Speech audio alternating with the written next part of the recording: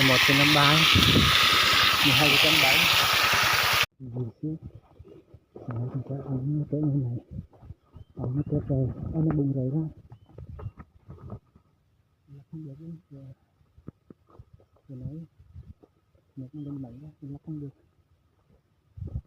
thì còn hai giờ được thứ hai ba tháng ba cái nó ngắn tháng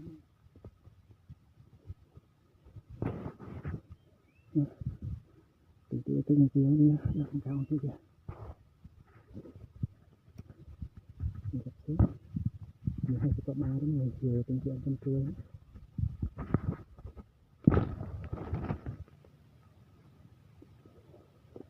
đấy, mình tâm nước áo cá mình gặp xuống nước bùng ra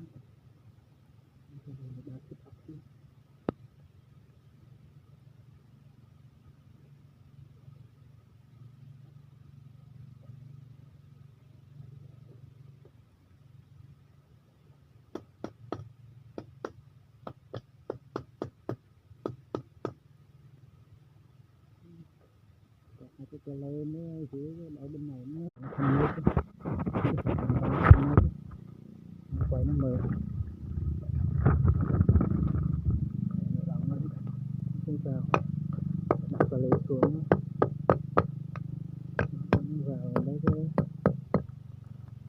cái cầm như này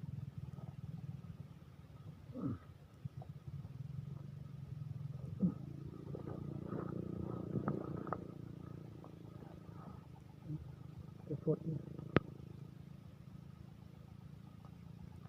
mình phải đi qua cái thư viện cầm tiền tập trong cái lấy tiền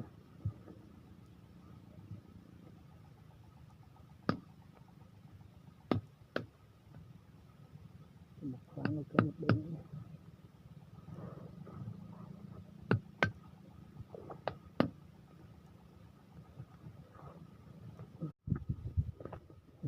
không vào được